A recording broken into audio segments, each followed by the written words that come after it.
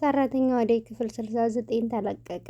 ፍቅር አደይን ታሰቃያን ነበረ። ዛሬ በስተመጨረሻም ዴቭ የፍቅር ጥያቄ ተቀበላት እና ፍቅርም እኔ አላምንም እውነትህን ነው ዴቭ እያለች ነው። አደይም እንግዲህ ታገላገልሽ ቢሆን አይሻልም? ፍቅር መከራዋን የምታበላት እንግዲህ ዴቭን ስለምታፈቅረው ነው። ባርኮቴም ደግሞ የአደይ የፍቅር ጥያቄ አገርሽቶበታል። ቤቲ ስትመጣ ያው እንግዲህ ቸኩሎ ወስኖ ነበረ። በእርግጥ አደይ ነበረች የፍቅር ጥያቄውን ያልተቀበለችው። አደይ ደግሞ አሁንም ቢሆን ለዴቭም ይሁን ለባርኮት እኔ የወንድምነት እንጂ የሌላ ስሜት የለኝም ብላለች። ግን ደግሞ ቢሆንም አሁን ዴቭን ፍቅር ከወሰደች ባርኮቴና አደይ ይጋባሉ ብዬ አስባለሁኝ። እንግዲህ ባርኮት በፊትም ቢሆን ላንቺ ያለኝ ስሜት እንዳለ ነው። ዴቭን እንዳላስከፋው ብዬ ነው አፈቅራታለሁ ሲለኝ የተውኩሽ እንጂ እኔ እውነት አንቺን ሳላፈቅርሽ ቀርቻ አይደለሁኝም ብሏል። ደግሞ እንግዲህ በመሀል ኪንጎ ምስኪን ኪንጎ ንጹሕ አፍቃሪ ነው። ያው ምንም ባይኖረውም ፍቅር መቼም ሀብታም እንዲህ አይልምና ኪንጎ ደግሞ ከልቡ ነው አደይን የሚወዳት። እንግዲህ ይቺ አደይ ለስንት እንደምትሆን አላውቅም። ዛሬ አንዱን ተገላግላለች፣ ዴቭን ማለት ነው። ዴቭ ብዙ ጊዜ እያስቸገራት ነበረ። ያው ባርኮቴ ምንም ቤዛ ብትመጣ እኔ ያለኝ ስሜት ለአንተ የወንድም እንጂ የሌላ ስሜት የለኝም ስትለው እንግዲህ ባርኮቴ አርፎ ተቀምጦ ነበረ። ያው ቤዛም መታ ደግሞ የማታፈቅረውን ቦታ የሌላትን ለአንተ ቦታ አለኝ ፍቅሬ ተመልሻለሁ ብላ ያው ተጠቅማበታለች። በትንሹም ቢሆን ያው ሊልዬ ደርሳ አዲናቸዋለች ኤላንና ባርኮቴ ማለት ነው። ሰላም ሰላም፣ ውድና የተከበራችሁ የመቤት ቻናል ተከታታዮች በውጭም በውስጥም ያላችሁ ሼር፣ ላይክ፣ ሰብስክራይብ እያደረጋችሁ አበረታቱ። ለዚህ ቻናል ደግሞ አዲስ የሆናችሁ በቅንነት ሰብስክራይብ አድርጉኝ። ኪንጎ ደግሞ እንግዲህ አበባ ይዞ ለአደይ ቤት ድረስ ሂዶ ነበር። ዛሬ ደግሞ ባርኮቴ መንገድ ላይ ስማለው ብሎ አደይን ኪንጎ በጥፌ ስትለው ባርኮት ደግሞ ከየት መጣ ሳይባል እንግዲህ ኪንጎ ምስኪን ተደብድቧል ማለት ነው በባርኮት። ግን ፍቅር እኮ ለሁሉም ነው ማለቴ እንግዲህ በፊት ፍቅር አግታት በጥፌ በላት ምናምን እያለ ተጫውታበት ነበረ ኪንጎ ላይ። ግን ደግሞ አሁንም ኪንጎ ይወዳታል ማለት ነው። የምጠላይ በዛ ምክንያት ነው እያለ እያለ ነበረ። አሁንም ደግሞ እኔ እሷን እወዳታለሁ ትምህርትን መማር አልቻልኩም እያለ ነው። እንግዲህ ዴቭን ብትገላገል ደግሞ ኪንጎና ባርኬ ተነስቶባቸዋል ማለት ነው። እንግዲህ ይመስለኛል ባርኬ ጋር የምትቀጥል ይመስለኛል አደይ። ምን አደይ የምትፈልገው አሁን በእርግጥ እንግዲህ የአባቷም የእናቷም የእህቷም ችግር አለባት። ይች ልጅ ብዙ የተደራረበባት ጠንካራ ሴት እንደሆነች ባርኮት ያውቃል ማለት ነው። ግን ደግሞ ባለውለታ ናቸው። ያው ዳይመንድ ወንድሟም ቢሆን ኪንጎ ዴቭ ሂዶ እዛ ታስሯል፣ ተሰቃይተዋል። ግን ቢሆንም ግን አንድ ሰው ሲወድ እንጂ ሳይወድ እንደማያደርግ እንግዲህ እያየነው ነው ማለት ነው። ፍቅር ደግሞ ያው በተንኮል አደይን አባቷን ድረስ እስክታገኘው ስልኩን እያፈላለገኝ ነበረ። ዋናው ያማለይህ አደይንና ፍቅርን መለያየት ነበርና የፍቅር ስራ። አሁን ደግሞ አደይ አስረግጣ ስለነገረችው ዴቭን እኔ ከወንድም የዘለለ ላንተ ፍቅር የለኝም፣ ስለዚህ አታስጨንቀኝ፣ እኔ ብዙ ችግር ያለብኝ ልጅ ነኝ፣ ተወኝ፣ የራስን ህይወት ኑር፣ አልወድህም፣ ጊዜህን አትጨርስ ብለዋለች። ዛሬ እንግዲህ ያው ዴቭም ወደ ፍቅር ሂዷል ማለት ነው። አያችሁ ግን ምን ያህል ቢወዷቸው ቶሎ እንደሚቆርጥላቸው። አሁን ዴቭ እንዳነጋገሩ ከአደይ ውጭ ሴት ያያል ብዬ አስቤ አላቅም ነበር። ግን ባንዴ ማለት ነው ወደ ፍቅር ገሸሽ ብለዋል ማለት ነው። እንግዲህ ፍቅር ደግሞ ተሳካልሽ፣ እንኳን ደስ ያለሽ አንቺ ተንኮለኛ ያዝልቅልሽ። ያው አፍቅሮ የሚያውቀዋልና እኔ እኔ እንጃ ብቻ ፍቅር ተንኮሏ አደይን መከራ ስቃይ የምታበላት ይቅርታ እንኳ የጠየቀቻት ያው ለእናቷ የምሰል ነው እንጂ እያሰቃየቻት ነበረ አደይንም።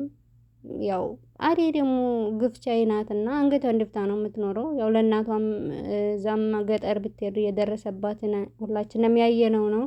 አባቷም ለማትፈልገው ሰው ስለሆነ እድርሻለሁ የሚላት የፍቅርን ዱላ፣ የፍቅርን ግልምጫ፣ የፍቅርን ስቃይ ታግሳ እምሰራ ጀግና ልጅ ናት ለእናቷ። እናቷም እንግዲህ የከፈለችው ዋጋ አይተናል ማለት ነው። የአዴ እናት የሚገባት ናት። አዴ እንግዲህ እናቴ ትዳሯን ያጣችሁ በእኔ ምክንያት ነው። እናቴን ደግሞ እኔ የማኖር ግዴታ አለብኝ ስላለች ነው። ይቺ ልጅ እንግዲህ ሁሉን ነገር ችላ አንገቷን ደፍታ የምትሰራው ያው ባርኬም እናቱም ጥሩ ሰዎች ስለሆኑ ዴቭም ደግሞ ምንም እንደ እንትን ባይረዳትም ያግዛታል። ያው ግን ደግሞ ከፍቅር ተንኮል አላደናትም። ፍቅር አሁንም ቢሆን ዴቭን እስካልተወ ድረስ ስቃይዋ ይቀጥላል ብላ ነበር። እንግዲህ ዴቭን ከተወችላት ሰላም ይወርዳል ማለት ነው። ፍቅር እንግዲህ እንኳን ደስ ያለሽ አንቺ ድንቢጥ ተንኮለኛ የሆንሽ ልጅ ማለት ነው። ኧረ በስመ አብ! ይህን ያክል ግን ደግሞ አንድ ሰው በሚያፈቅረው እንደማይደራደር አይተናል፣ ያስተምራል። እንግዲህ አንድ ሰው መቼም ፍቅረኛውን የሚወደውን ሰው አሳልፎ አይሰጥም ማለት ነው። እንግዲህ ዴቭ ደግሞ ቶሎ ብሎ ነው ስሜታዊ የሚሆነው። ለምለም ሁሉንም ነገር አስረድታው ነበረ። ሀጎና አሁን ብለዋለች። ግን አያችሁ እሱ ፍቅር ብቻ የእኔ እስከሆነች ድረስ ነው እንጂ ብሎ ነበር። አያችሁ ቶሎ ብሎ ተገለበጠ ዴቭ። እንግዲህ አልወድህም በቃ ተወኝ ልኖርበት ስትለው ቶሎ ብሎ ሄዶ የፍቅርን ጥያቄ ተቀብሏል ማለት ነው። እንግዲህ አንድ ሰው ለሚያፈቅረው ነው የሚኖረው።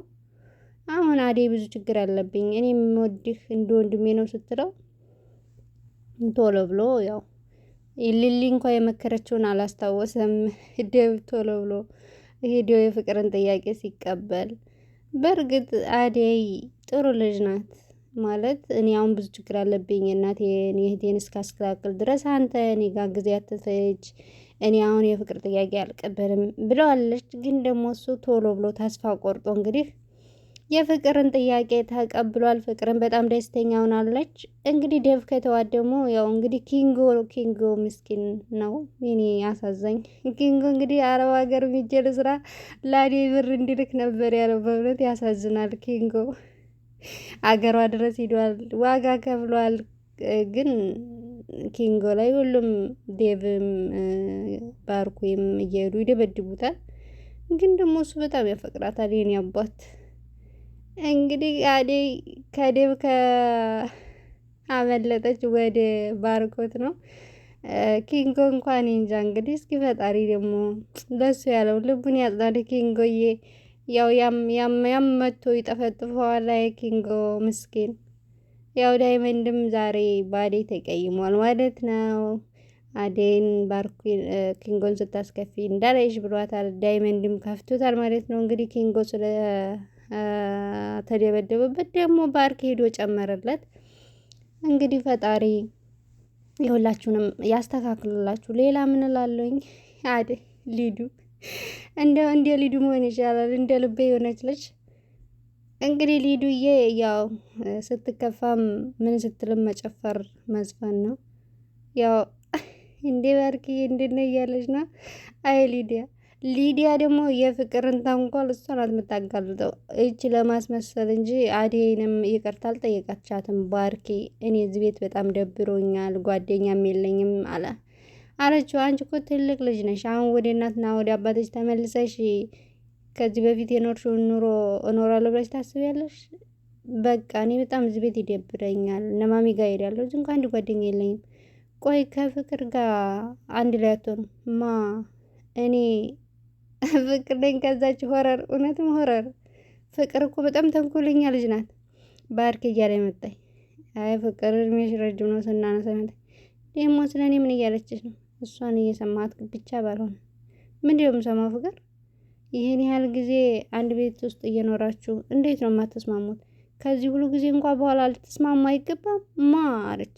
እኔ ከእሷ ጋር ጓደኛ ነው? አዎ ምን ችግር አለ? ሊዲያም አዎ እኔም ከዚች ጋር መቼም ጓደኛ አልሆንም፣ እኔም አልፈልግሽም አንቺ ቀበጥ እያሉ እየተጨቃጨቁ ነው። በቃችሁ ምንድን ነው የምትሉት? እኔ ከአደይ ጋር ተስማማችሁ ብዬ ደስታዬን ሳልጨርስ ደግሞ ከሊዲያ ጋር እኔ ምን ላድርግ? ባርኪ ሊዱ ምንም ስርዓት የሚባል ነገር ታይ እንደዚህ አትሁኝ ብዬ ስንት ጊዜ ነገርኳት። እሷ ግን ሁል ጊዜ አሰማም። አታስመስሽ ፍቅር፣ ያንቺ ማን ይንገርሽ? በቃ ከዚህ በኋላ ስትጨቃጨቁ እንዲያልሰማሽ ሊዱ። ፍቅር እዚህ ቤት እያለ የአንቺ ብቸኝነት እያልሽ ስትናገር እንዲያልሰማሽ። የምር ነው ባርኪ? አዎ አንዳችሁ ለአንዳችሁ ጠበቃ ሆኖ አላቸው። ባርኪ ፍቅር አንተ ፊት እያስመሰለች ነው እንጂ አዴንም እኮ ይቅርታ ያለቻት የውሸት ነው። ምን? አዎ ባርኪ አዴን አሁንም እንዲህ በፊቱ ታሰቃያታለች። ሊዱ አብዚን ዝጊ፣ የማይመስል ነገር አታውሪ። ምን ልትይ ነው? ሊሊና አዴን እዚህ ቤት አወጣለሁ እያልሽ እዚህ ቤት ስታወሪኛል ነበር። ባርኪ ዝም ብላ ነው ስታስመስል ነው እንደዚህ አይነት አሰብ። ፍቅር ዝም በይ፣ እንደዚህ አይነት ነገር ስትናገር እንዲያልሰማሽ። ይኸውልሽ ተስማምታችሁ ኑሩ። እምቢ ካላችሁ ግን እኔ የማረገውን አረጋለሁ። ባርኪ እኔ ለማየ ምንም እንዳትላት፣ ያጠፋውን ነገር የለም። እኔ ለራሴ ነው።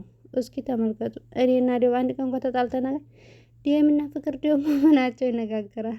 የኔ ወንድም ግን እንዴ እሷ ጋር ይመሳሰል፣ የኔም ወንድም ከአንቺ ጋር ይመሳሰል። እንደዚህ አይነት ነገር ይቅርባችሁ። ሁለተኛ ስትፎካከሩና ስትጣሉ እንዳልሰማ ብሎ ባርኪ ሲወጣ ይቺ ሆረራ ላይ ፍቅር አነቀቻት። አንቺ አቃጣሪ ብላ እንግዲህ ፍቅር ዴቭ ለእሷ ካልሆነ ድረስ በማንም አትደራደርም። ሊዲያንም ሆነ በሌላ ቪዲዮ እንመለሳለን።